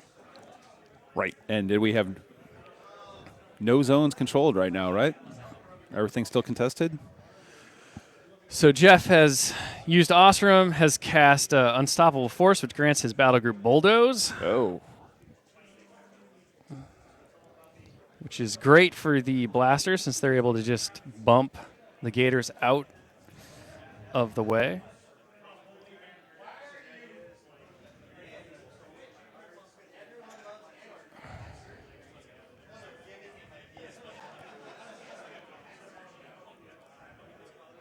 Both players talking over what they're planning to do and making sure that each is clear on the intent of the move.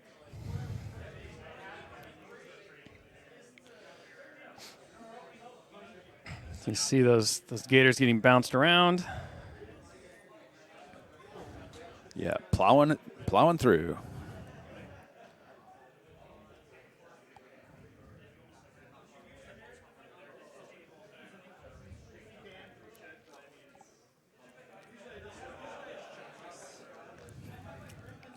So you can see them kind of planning out how the bulldozes will work.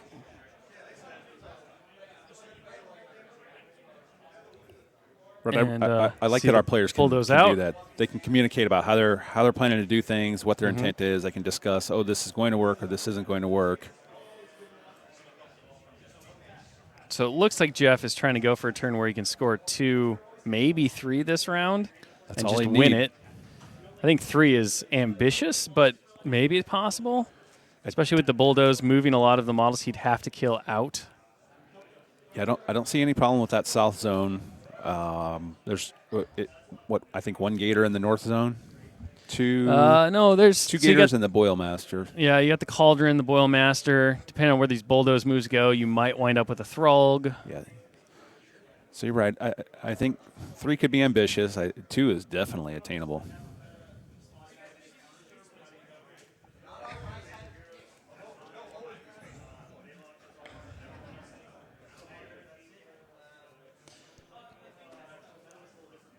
Pushing gators back. Bulldozing away. Yeah.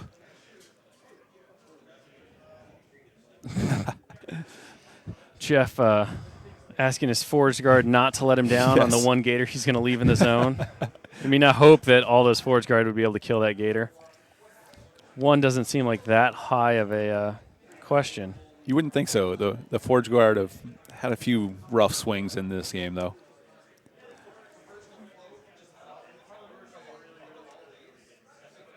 So bump the Thralg out of the zone. Pushed him out. Comes over, bumps the other Gator out. So it looks like he just needs to kill the 1 gator in this zone to score. We've got all of these in this zone still. We still got a couple. I'm not sure if the Wrestler is in that zone, but there's still a Throlg in there. I don't think the Wrestler's in at all. I don't think he is either. But there is the Throlg in there.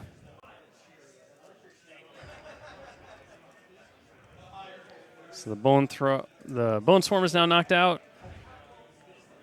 Oh, there he goes, pushing him out.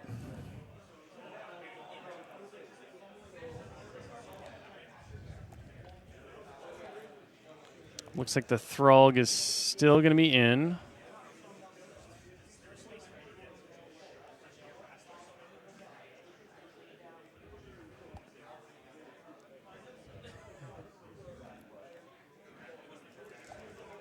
And his bulldoze is that equal size and smaller bases.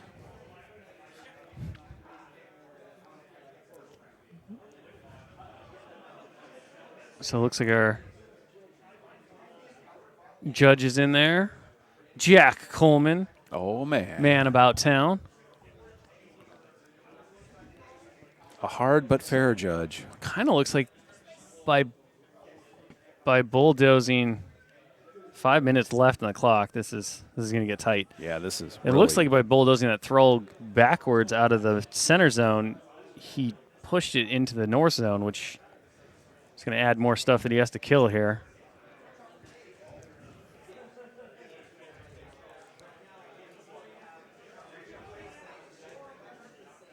that clock is ticking. 5:30 left.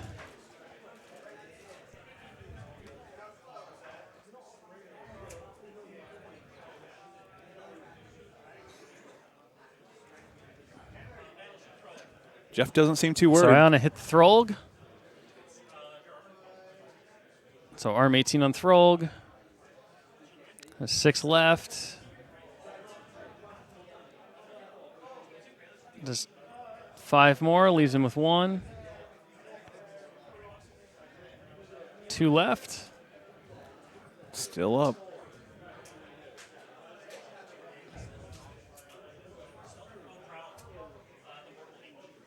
Mortar aims and shoots. Misses. Oh. Oh. Drifts into So nothing. drifts into nothing. That's not what you needed here.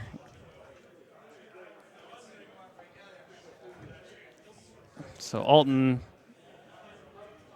kills. Finally got that Throlg off the table.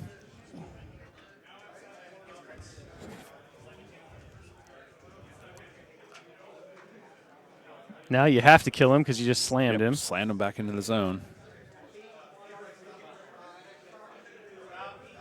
Oh, that's not what you wanted. You didn't. You didn't want to slam him Right. so bad. That was definitely not Some what he charging wanted. happening. Backstrike hits him. Oh, that's just wrecked him. Failed his So tough is check. dead. Looks like that zone is all clear. A huge CRA from the Idrians into the leader. Blasting away. So Literally every everybody single one shoots at him, and that'll kill is that unit. gone. And that will be the end. Yeah, so now he has to kill that the gator that he blasted into the zone. Mm-hmm.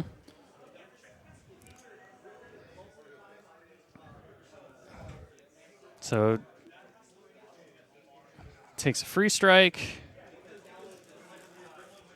Takes 8 3 minutes, 11 seconds left on Jeff's clock. and shoots. Hits knocked down. Can he kill him? Big roll.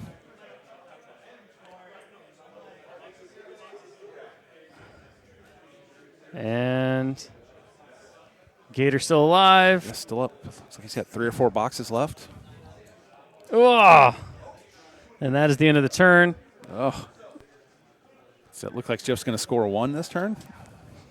So he scores 1 because the crit slam knocked the Gator that he spent so much time getting Right. out of the zone to score back into the zone, and he wasn't able to kill it. Oh. Bad timing for a good roll. Yeah, that is. I mean, so rarely do you not want a crit smite, and that was the one time on camera where you didn't want a crit smite. Because had that worked, he would have gone. He would have gone to 4 instead of 3. And I don't think that Brett's in a position to stop him meaningfully on his turn with 3 minutes left from Right scoring there. a single point. That's this. But now he needs 2 points. That's a whole different equation here. This is the Gator that's the savior right now. The slammed knockdown one. And Catalyst 1C, you're correct. He does not have to slam. He chose to slam when you rolled the crit. He said crit slam, rolled the slam distance. It was 2 inches. He didn't kill the Gator. I was a little surprised he did it. Absolutely. It's one of those things when you're playing really fast, like I said, 99.5% of the time, you want to slam it. Right, When right. you get that crit slam, there's no reason not to do it. Yeah, that instinct is like we want to slam it, and This is the one time where you probably should think about it and be like, no, I don't want to slam it. yeah, now Jeff's going to need at least those 2 points to win on the next turn, and he's not. That clock has got to be a concern. So Throg charges in. Brett has all the time in the world now. Yep. Kill some models and make Jeff work.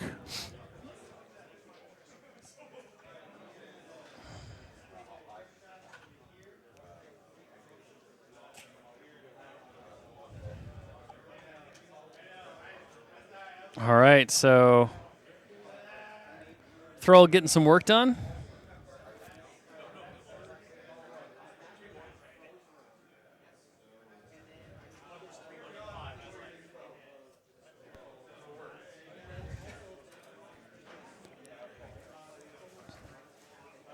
Still All a lot right. of bodies over there. I mean, if Jeff had another 10 minutes on his clock, he absolutely would be in control of this game. No doubt. He has 2 minutes and 57 seconds left and 2 points to go, assuming that Brett doesn't score this turn, which I think is highly unlikely. Yeah, I don't see Brett scoring this turn. So, yeah.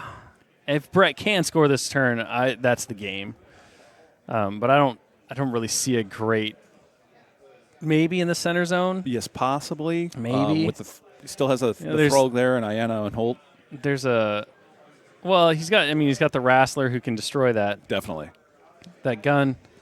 The gun bunny, you've got Iana and Holt in there. They're not terrible.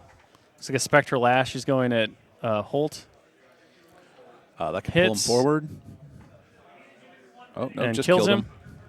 So that's one model down. So 2 to go, and you score that center zone, and that's pretty much the game at this Yes, point. I So agree.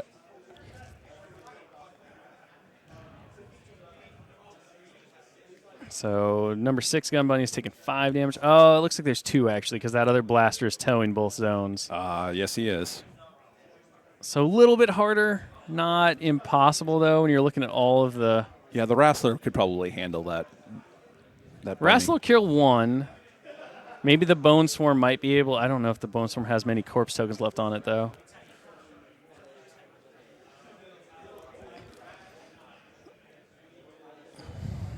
So Revive comes up, And there's pops another another gator.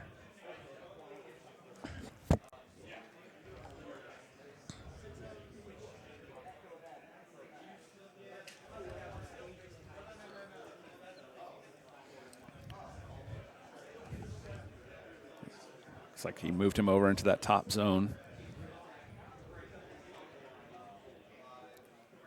So another Revive gets cast. Yep. Here comes another gator. Oh, no. He was just No? going through his list. So he revived, okay. and then he death packed. Got you. He said it like he was casting it again, but...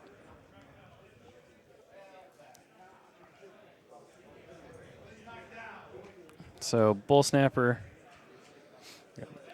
now has Rage on it. So the Bull Snapper's going to try to go get some work done finally. Finally got moved up to the big team. Get in there, Scaly.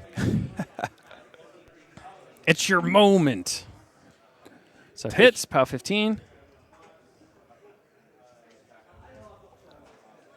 So sustained attack means he'll auto hit on the rest of these. There's a nice roll. So 4 more. 2 more.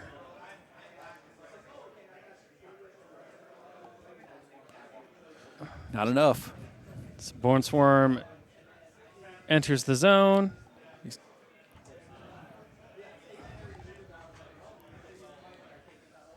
like So 5 points to the 1.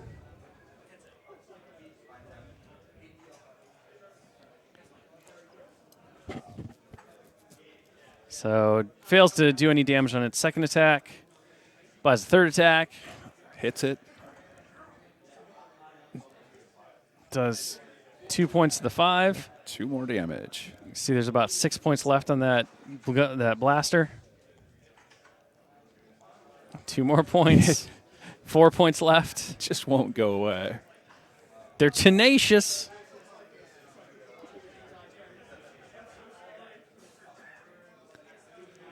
So he didn't kill it yet.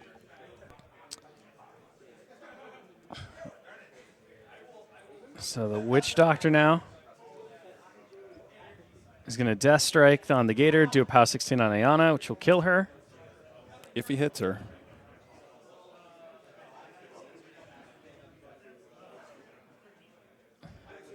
I don't think Death Strike requires a roll to hit. Nope, you're right. She just blows her up. It's the good old Scar Bomb Right. in the hands of a Gator. Where What did have he we learn wrought? that? Here comes Big Daddy Oh, Wrestler. yeah. Finally. All right, going to try to finish off this last Yep. Jack. And there it goes. Destroyed. Nice to see the wrestler do some work.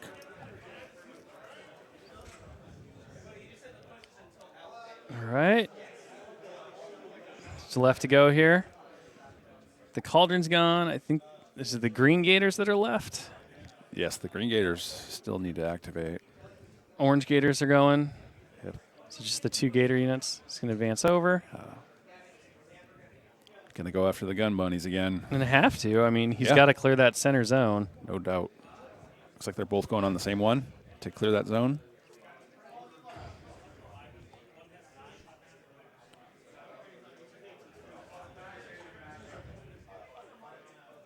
There's another 5 damage.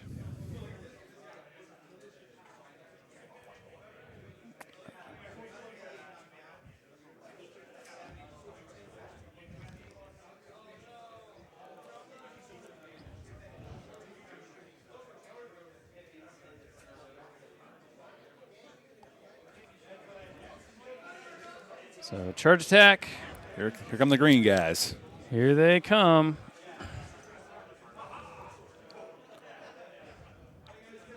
So swing off 5. Should finish it. There it goes. All right, second attack. Oh, Whoa. and there goes the dice cam. Dice cam down, Tony. Go, go, go. Go, Tony, get him. It's always exciting. The dwarf is dead. Snacks for 2. Healing up.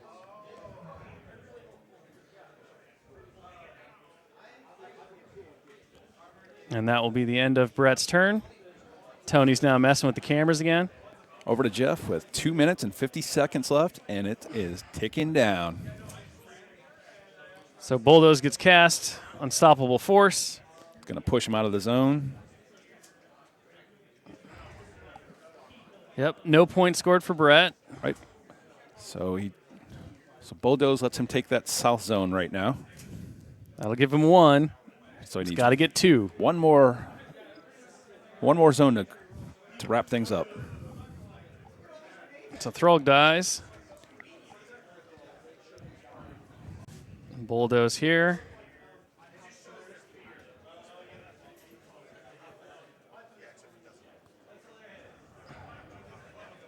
So Cannon's just running into the zone. This right here. That's all it's separating. If Jeff can clear any of them out, it's game over. Just Let's see what the clock looks like here. it is clicking down. Minute 43 left. 2 points to go. I don't know if he's going to make it. He scores 1 and he passes the clock. Clever move. Does Brett have anything that can get down there? So Jeff goes up 4-0. All right. Brett, still plenty of time left to play.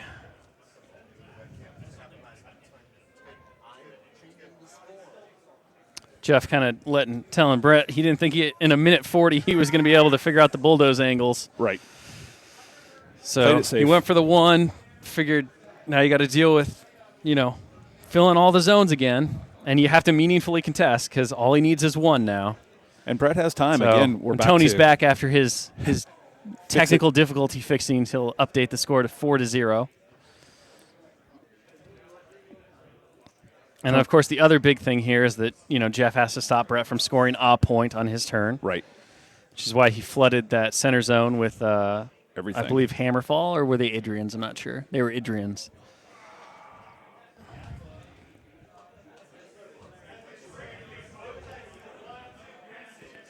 Tony rolled a D6 on the repair roll. Got us back up and running. Oh, he says a D3. He rolled a 3. Either way, we're up and running.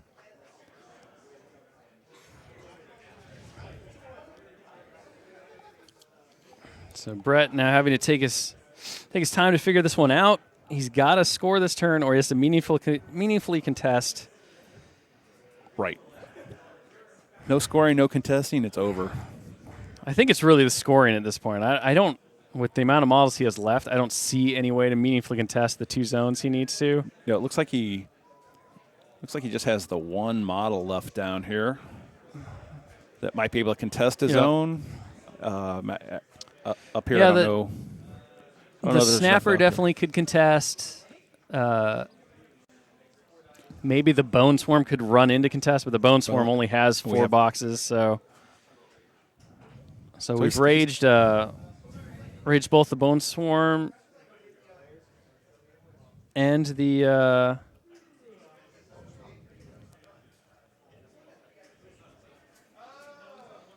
looks like he's jamming some bodies in there. Is it a bone swarm that he's moving over there? It looks like the bone swarm is moving, although they're trying to figure out the path it can take that'll fit its base. And still toe that zone? I mean, it kind of seems to me like Malok would have to get out of the way here. Yeah, looks like he decided to just move him forward.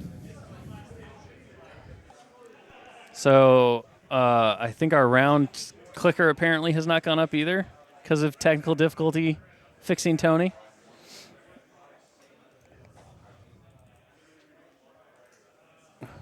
Tony with another repair check. There you go. That's the other thing to consider is that the game does end on round 7. So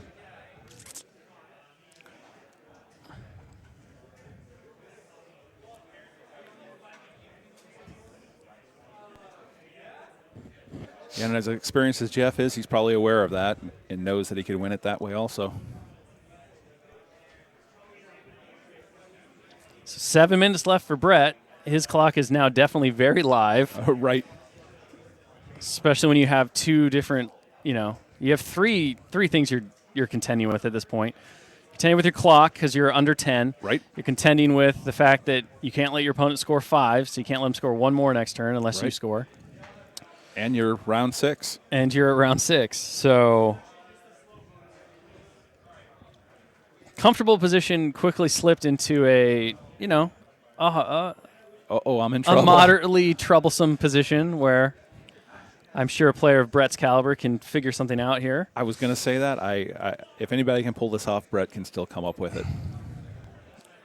Okay, so there we go. Shifting. Just looks like we're just going to try to kill the bull snapper here.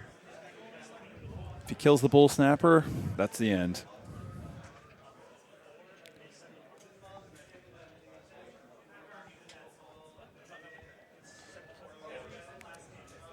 So Brett did manage to score at the top zone, so he is at 1. So now we are playing to the bottom of turn 7, it looks like.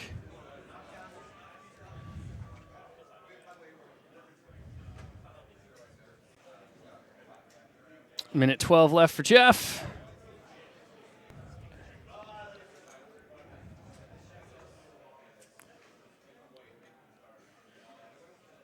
So clearing the path here. 1 minute remaining in regulation.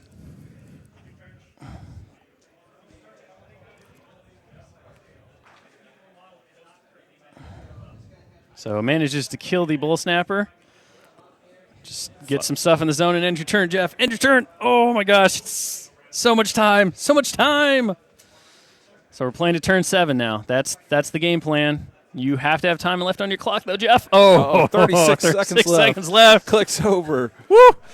And Jeff will score a point since he killed the bull snapper, so he's at 5-1. In a very strong position to win out. He has to either get assassinated or Brett has to score 4 points here. I don't think Brett can score the 4. Yeah, well, scoring 4 is impossible. I felt pretty comfortable saying that. Only 3 zones, so yeah, good call there. Thank you.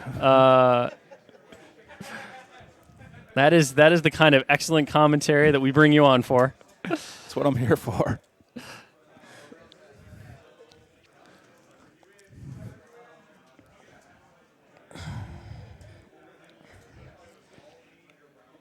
So it all comes down to, basically for Brett, assassination at this point. Looks like he cast Malok, puppet strings. Malok will get puppet strings from the cauldron. Malok's going to go. Malek's going to advance.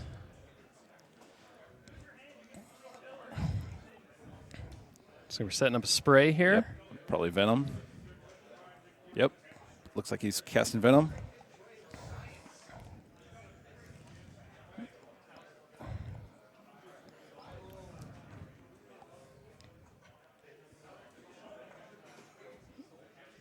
So Malek will take a soul. Yes, he will.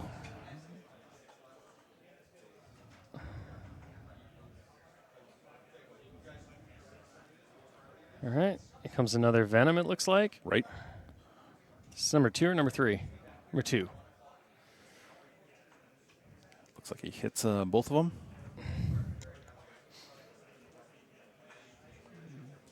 Dead and more souls. Boost on this last one. Gets him. So he's attacking the jack. At 8 off his roll. Looks like nada. There it is. Still nothing. So corroded on the jack. 4 minutes left for Brett. This is his last turn of the game as well. Kind of playing it out.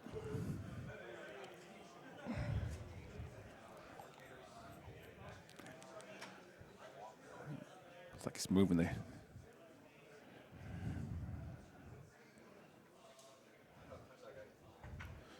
Move his gators in. Offerings to Kosk so they get rerolls.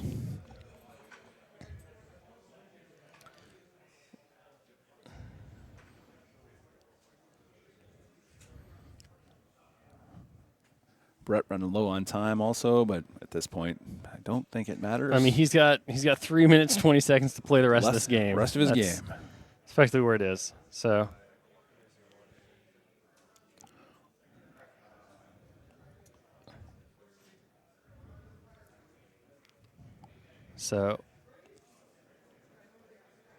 we put a Spirit Walk on On the Wrestler. the Wrestler to give him Ghost Walk. The Wrestler is now, Looks like he's towing both zones. yeah, but it's all about the play on He's got to kill the caster. Awesome right now. And that is it. No point scored. So bulldoze, There and that it will be is. 5. So Jeff will win, That's the end.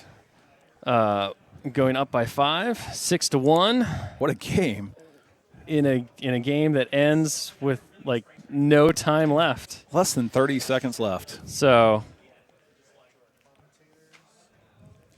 that was one heck of a game. One complete slog. You were correct in your assessment that it was going to be a completely brutal and bloody game. It absolutely was. Tons of stuff died in it.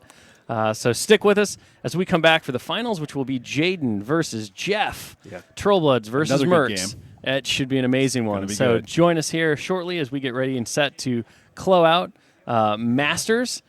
The last chance qualifiers here at Lock and Load 2018. Oh, yeah. And determining our final placements for the Iron Gauntlet, which will be taking place starting today and running through Sunday. It will start today approximately around 1:30 p.m. Pacific time. So stick with us today. We've got a full Be here schedule for screen. It's going to be amazing. This is it. We're signing off right now. We will be back shortly. Thanks for watching. What a game.